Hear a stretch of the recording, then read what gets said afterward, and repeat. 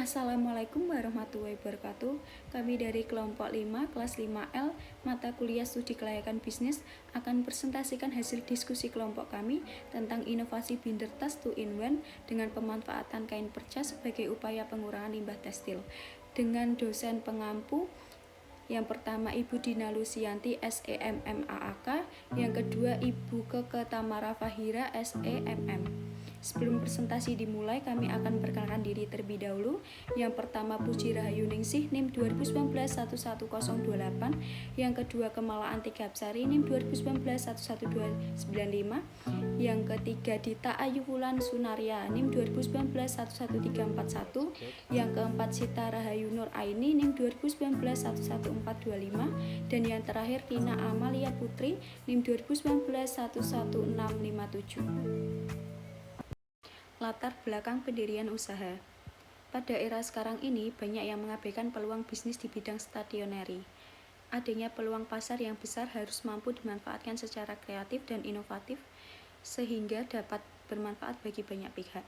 Perpaduan antara modernitas dan keunikan yang ada merupakan peluang pasar dapat menciptakan produk yang tentunya memiliki ciri khas tersendiri.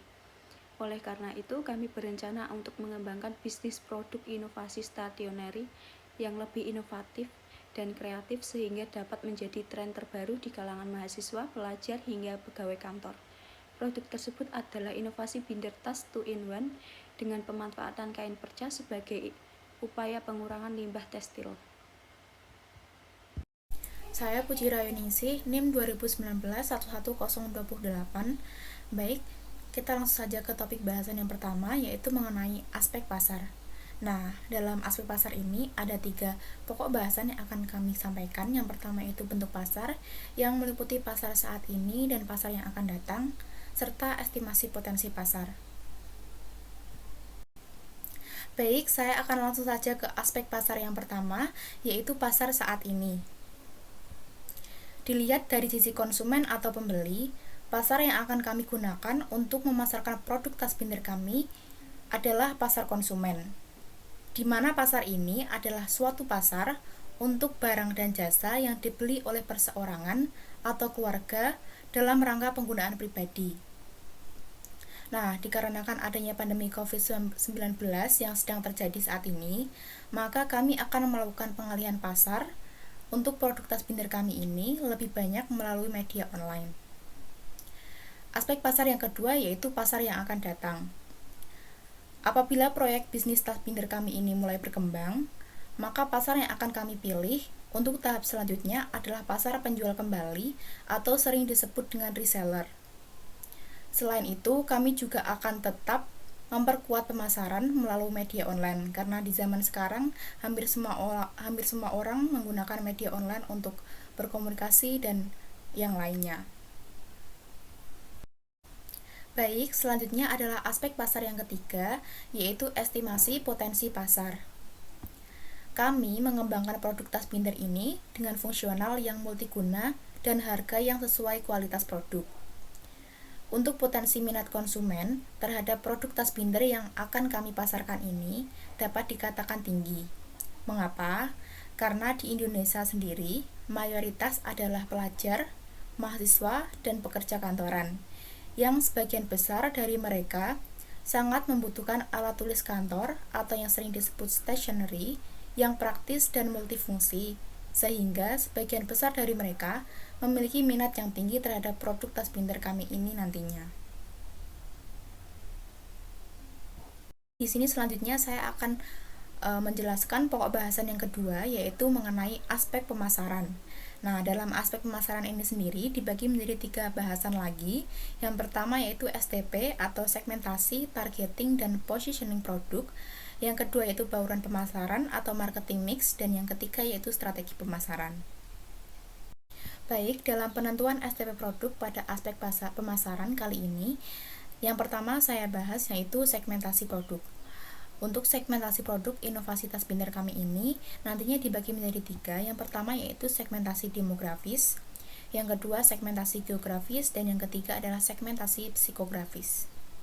Yang pertama, segmentasi demografis. Pada produk tas binder kami, ini nantinya ditujukan untuk para masyarakat usia produktif baik itu pria maupun wanita, mulai dari umur 20 tahun hingga 40 tahun, dengan latar belakang dan pendidikan manapun.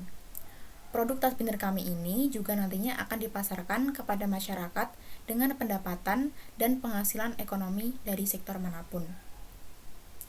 Nah, untuk segmentasi geografis, produk tas binder kami ini nantinya dapat melayani semua sasaran geografis, yaitu baik dari daerah pantai, pegunungan, dari provinsi, dan dari kabupaten manapun. Yang ketiga yaitu segmentasi psikografis. Produk tas binder kami ini nantinya akan kami sasarkan kepada konsumen manapun yang mulai memberikan perhatian lebih terhadap stationery atau alat tulis kantor yang digunakan sehari-hari untuk bekerja maupun beraktivitas. Penentuan STP selanjutnya adalah targeting produk. Dalam hal kemenarikan struktur segmen atau profitable atau kegunaan atau manfaat, kami memilih lebih mengkhususkan pemasaran produk kami ini kepada pelajar, mahasiswa, dan karyawan kantor.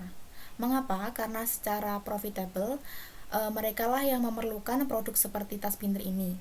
Apalagi ditambah dengan produk tas binder kami ini yang sangat multiguna. Tentunya karena ada 3 fungsi dalam satu produk. Yang pertama yaitu binder, yang kedua yaitu tas, dan juga smart cover yang bisa digunakan untuk meletakkan kartu, pulpen, dan yang lainnya. Baik, penentuan STP produk yang selanjutnya yaitu positioning produk. Produk tas binder ini nantinya diposisikan sebagai market challengers, yaitu sebagai produk inovasi baru yang menentang banyak produk stationery yang telah beredar di pasaran. Produk tas binder kami ini merupakan suatu gabungan antara tas dengan buku binder yang nantinya akan ditambah dengan beraneka ragam warna dan desain yang unik serta menarik. Nantinya juga akan diharapkan membuat suatu gebrakan baru pada pasaran saat ini. Nah, selain itu, produk tas binder kami ini nantinya juga akan menerapkan strategi single positioning.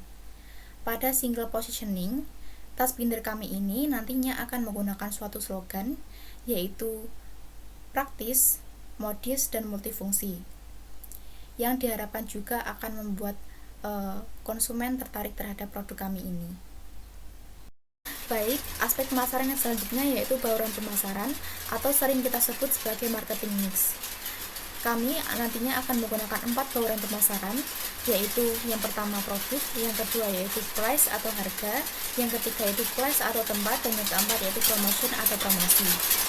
Untuk produk, ada 3 bahasan yang akan kami bahas. Yang pertama yaitu mengenai logo produk, yang kedua yaitu mengenai moto produk, dan yang ketiga yaitu mengenai kemasan produk. Untuk logo produk, nantinya kami akan menggunakan gabungan huruf T dengan B yang akan ditambah dengan warna yang serasi dengan menggunakan font yang pas tentunya. Untuk moto produk, kami menggunakan moto yang sama dengan slogan kami, yaitu praktis, modis, dan multifungsi. Sedangkan untuk kemasan produk, nantinya kami akan menggunakan kemasan CG. Bauran pemasaran yang kedua yaitu price atau harga. Untuk harga, kami nantinya tidak akan mematok harga yang terlalu tinggi. Harga yang akan kami patok yaitu sesuai dengan kerumitan pola jahitan dan keunikan pola kain perca yang akan kami gunakan dalam produk tas binder kami. Untuk harga sendiri, kami akan mematok harga sekitar Rp39.000. Bauran pemasaran yang ketiga yaitu place atau tempat. Untuk tempat produksi kami nantinya akan menggunakan tempat yang mudah dijangkau dan dapat diakses oleh siapapun. Produk tas binder kami ini nantinya juga akan didistribusikan di pasar-pasar edaran selain di pedagang besar untuk memperluas jangkauan pasar. Bauran pemasaran yang keempat yaitu promotion atau promosi.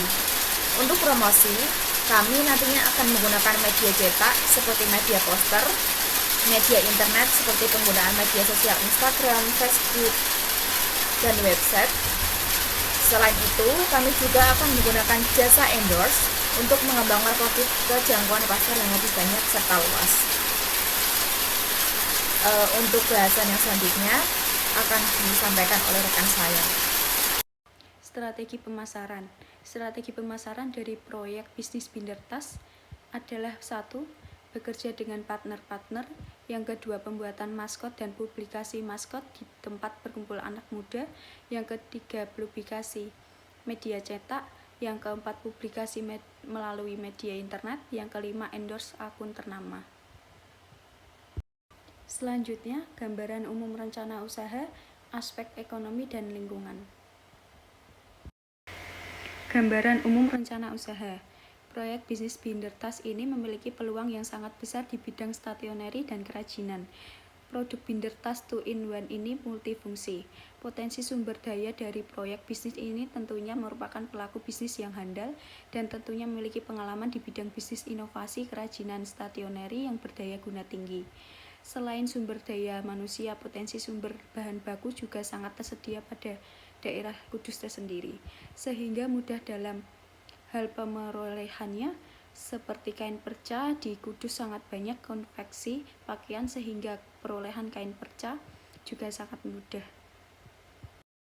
Aspek ekonomi. Pada aspek ekonomi akan dianalisis mengenai aliran dana atau cash flow usaha selama 1 tahun untuk menghitung kelayakan usaha yang kami dirikan.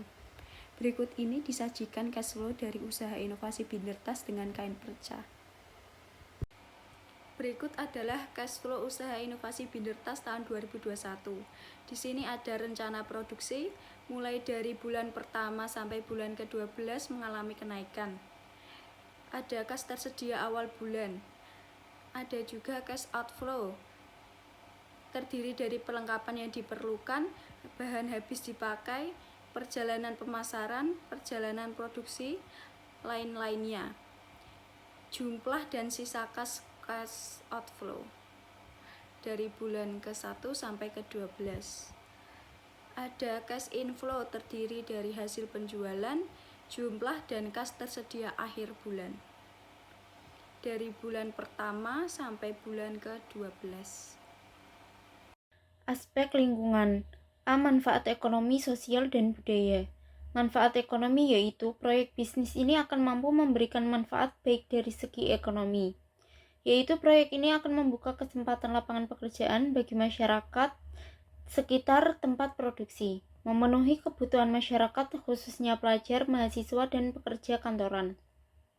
Manfaat sosial dan budaya. Inovasi Bindertas ini akan menarik minat dari generasi muda untuk lebih menghargai dan menyukai produk lokal dibanding dengan produk impor. Dengan adanya inovasi Bindertas 2-in-1 ini akan menciptakan tren baru dalam bidang stationery. Selanjutnya adalah manfaat produk. Adapun manfaat inovasi produk Bindertas ini bagi mahasiswa dan masyarakat adalah sebagai berikut. Yang pertama adalah menjadi sebuah solusi baru dalam ranah stationery, produk yang multifungsi. Yang kedua adalah menciptakan produk yang unik dan inovatif. Dan yang terakhir adalah membuka peluang bagi pengrajin. Selanjutnya adalah aspek lingkungan. B. Penanganan limbah. Kegiatan produksi Bindertas ini dilakukan dengan memperhatikan keadaan lingkungan sekitar. Limbah sampah dari kegiatan produksi akan didaur ulang untuk mencegah timbulnya kerusakan dan pencemaran lingkungan.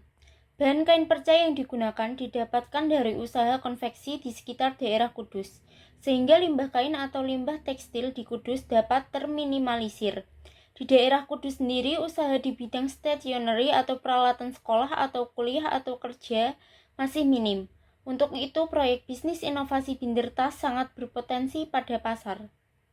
Selanjutnya adalah metode pelaksanaan yang terdiri dari aspek teknis dan teknologi. Aspek teknis dan teknologi yaitu alokasi produksi. Tempat produksi binder ini akan dilakukan di sekitaran wilayah Universitas Muria Kudus. B. Luas produksi. Penentuan luas produksi berkaitan dengan berapa jumlah produksi yang dihasilkan dalam waktu tertentu dengan mempertimbangkan kapasitas teknis dan peralatan yang dimiliki serta biaya yang paling efisien. Secara umum, luas produksi ekonomis ditentukan antara lain oleh yang pertama adalah kecenderungan permintaan yang akan datang. Yang kedua adalah kemungkinan pengadaan bahan baku, bahan pembantu, tenaga kerja, dan lain-lain. Dan yang terakhir adalah daur hidup produksi dan produksi substitusi dari produk tersebut. Selanjutnya yaitu layout produksi Bindertas. Untuk letak lokasi produk kami menggunakan rumah pribadi untuk sementara waktu sebagai tempat pembuatan dan penyimpanan barang-barang lainnya yang digunakan. Selain itu, kami juga menggunakan tempat ini sebagai kantor pribadi kami untuk membuat sebuah proposal atau tempat diskusi. Dan yang di samping itu adalah bagian-bagian dari tempat produksi. Selanjutnya adalah metode proses produksi. Yang pertama adalah persiapan produksi, kemudian tahap pembentukan pola, tahap pemotongan bahan, tahap penjahitan kain, tahap pembentukan produk, tahap pemberian tali tas, kemudian pengemasan produk, dan terakhir adalah tahap finishing produk. Biaya, jadwal kegiatan, dan struktur organisasi, yaitu anggaran biaya atau aspek keuangan, jadwal kegiatan, dan aspek manajemen atau struktur organisasi. Saya, Sitara Hayunur Aini, NIM 2019-11-425. Di sini saya akan melanjutkan pemaparan dari rekan saya, yang selanjutnya tentang aspek keuangan. Yang pertama ada kebutuhan dana. Kebutuhan dana pada proyek bisnis ini berasal dari pembiayaan mulai dari penyusunan proyek hingga proses produksi dan pendistribusiannya, yaitu diantaranya adalah biaya pembelian bahan baku, biaya pembelian peralatan, biaya pemasaran, biaya tenaga kerja, biaya listrik dan air. Selanjutnya telah kami rinci kebutuhan dana dari usaha inovasi binder tas. Dapat kita lihat pada PowerPoint telah kami sajikan kebutuhan dana dari usaha inovasi binder tas. Ada biaya pembelian peralatan, biaya pembelian bahan baku, biaya pemasaran, biaya tenaga kerja, dan biaya listrik serta air. Besarannya dapat kita lihat dalam PPT. Dan total dari seluruh kebutuhan dana atau dana yang dibutuhkan dalam usaha inovasi binder tas ini sebesar Rp5.440.500. Yang kedua ada sumber dana. Memperoleh laba merupakan tujuan utama berdirinya suatu usaha. Laba yang diperoleh tidak saja digunakan untuk ekspansi perusahaan melalui berbagai kegiatan di masa yang akan datang. Agar suatu usaha tidak mengalami kerugian atau dengan kata lain agar usaha tersebut mendapatkan keuntungan, maka usaha tersebut perlu dikelola secara profesional. Dapat kita lihat rincian total investasi dari usaha inovasi binder tas. Yang pertama, ada perlengkapan yang diperlukan jumlahnya sebesar Rp2.402.000. Yang kedua, bahan habis pakai totalnya Rp2.843.000. Yang ketiga ada biaya produksi totalnya Rp120.000. Yang keempat ada biaya tenaga kerja totalnya Rp75.000. Jadi, jumlah atau total investasi awal dari usaha inovasi binder tas ini sebesar Rp5.440.500. Sumber dana dari usaha inovasi binder tas ini berasal dari modal pemilik atau tabungan pribadi milik pemilik usaha. Selanjutnya dapat kita lihat BEP binder tas. BEP ini merupakan titik impas, yaitu tidak terjadi kerugian dan tidak terjadi keuntungan. BEP unit per bulannya dari usaha inovasi produk binder tas ini yaitu sebesar 8 dan untuk total 2 tahunnya diperoleh BEP unit produk binder tas ini sebesar 790. Selanjutnya telah kami sajikan laporan laba rugi usaha inovasi binder tas 2-in-1 ini periode 2021. Dapat kita lihat pada PPT telah dirinci mengenai hasil penjualan, HPP, laba kotor, pemasaran, laba operasional, depresiasi, hingga diketahui laba bersih dan pertumbuhan keuntungannya. Pada bulan pertama, diperoleh laba bersih sebesar Rp229.750. Pertumbuhan keuntungannya yaitu sebesar Rp229.750. Dan pada bulan kedua mengalami peningkatan laba yakni sebesar Rp1.126.250. dan pertumbuhan keuntungannya sebesar 1.356.000.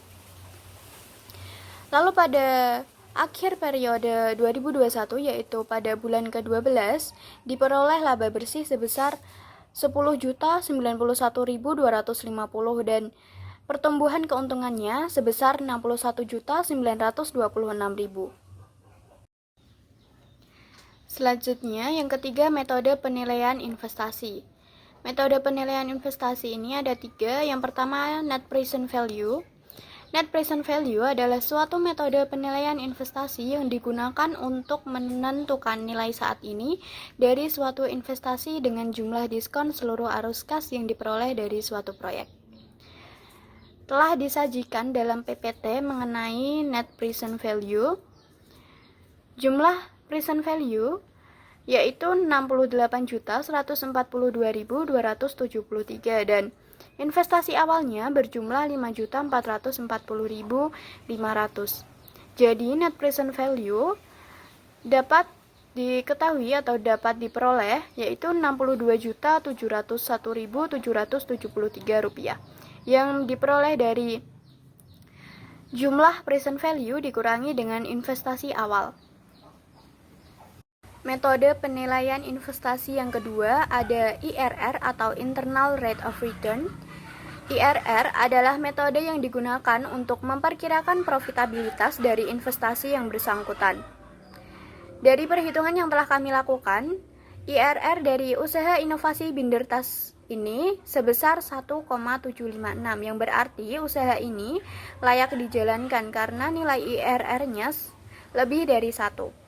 Dan nilai R per si rasio untuk tahun pertama dari hasil penjualannya sebesar Rp304.200.000 dan kos atau biayanya sebesar Rp236.282.000. Diperoleh R per si rasio sebesar 1,287 yang diperoleh dari hasil penjualan dibagi dengan kos.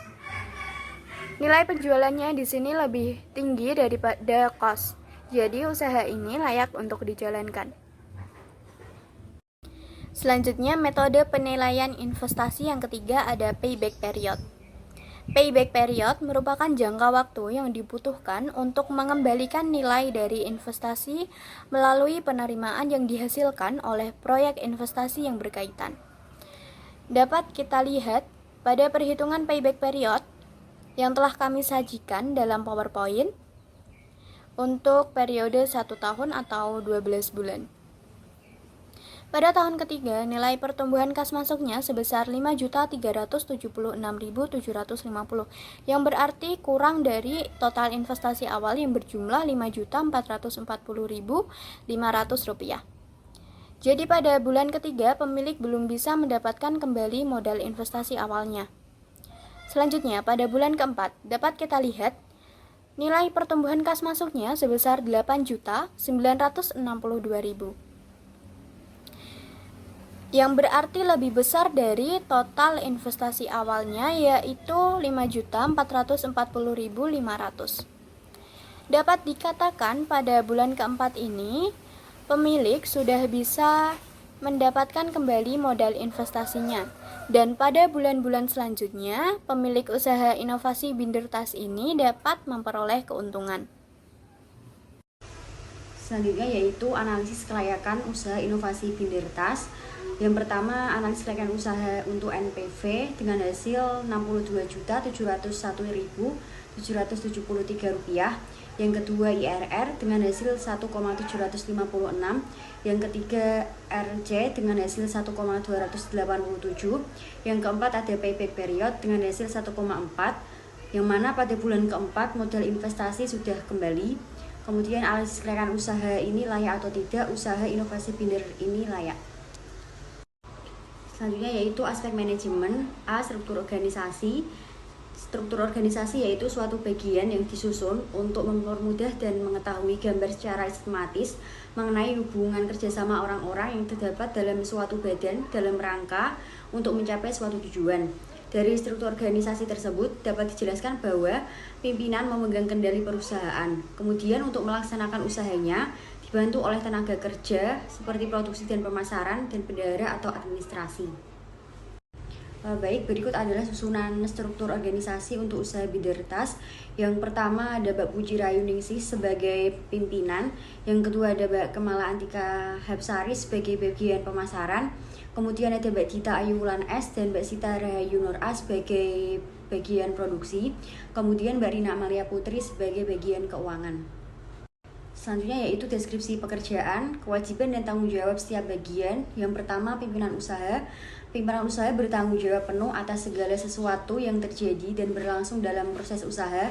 Yang kedua, administrasi atau keuangan bertanggung jawab untuk mengurusi masalah keluar masuknya uang. Yang ketiga, produksi bertanggung jawab pada kelancaran proses produksi mulai dari persiapan hingga pengemasan. Yang keempat, ada pemasaran bertanggung jawab untuk membuat perencanaan pemasaran, strategi pemasaran, dan melakukan promosi produk dan memasarkan barang dagangan. B. Jadwal kegiatan. Yang pertama persiapan, yaitu persiapan produksi dilaksanakan pada bulan 1, bulan ke-5, dan bulan ke-9 dengan ditanggung-jawabi oleh Mbak Dita. Kemudian persiapan pemasaran dilaksanakan pada bulan 1 dan bulan 2 dengan penanggung jawab Mbak Kemala. Kemudian selanjutnya yaitu pelaksanaan untuk pembuatan desain produk dilaksanakan pada bulan 1 dan bulan 2 dengan penanggung jawab Mbak Sita. Kemudian kegiatan produksi dilaksanakan dari bulan 1 sampai bulan 12 dengan penanggung jawab semua anggota. Kemudian pengemasan dilaksanakan pada bulan 1 sampai bulan 12 yang ditanggung jawabi oleh semua anggota. Kemudian promosi dilakukan pada bulan 1 sampai bulan 3 dengan penanggung jawab Mbak Kemala. Kemudian proses distribusi dilakukan pada bulan 3 sampai bulan 12 dengan penanggung jawab Mbak Rina. Kemudian evaluasi dilakukan pada bulan 12 dengan penanggung jawab Mbak Puji. Selanjutnya yaitu aspek manajemen, rangkuman eksekutif, fungsi manajemen pemasaran untuk menganalisis pasar dan lingkungan pemasarannya sehingga diperoleh keuntungan untuk mendapatkan peluang usaha. Sasaran utama atau pelanggan dari bisnis ini adalah masyarakat, khususnya mahasiswa dan pelajar. Sebab jika usaha ini dikenali masyarakat dan disenangi, maka keuntungan yang didapat sangat banyak dan dapat mensejahterakan wirausaha serta membuat lowongan pekerjaan bagi pengangguran. Manajemen usaha ini kami berlima yang mengelola. Setelah berkembang, kami akan mengajak kerjasama para tetangga serta saudara yang dapat diandalkan dalam bisnis ini.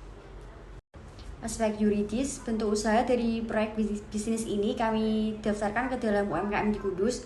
Untuk pelaksanaan proyek bisnis ini, kami sudah meminta surat izin dari pemerintah setempat selaku lembaga yang berwenang, namun masih belum ada tindak lanjut yang bersangkutan. Sekian presentasi dari kelompok kami. Apabila ada kesalahan atau tutur kata yang kurang berkenan, kami mohon maaf. Terima kasih. Wassalamualaikum warahmatullahi wabarakatuh.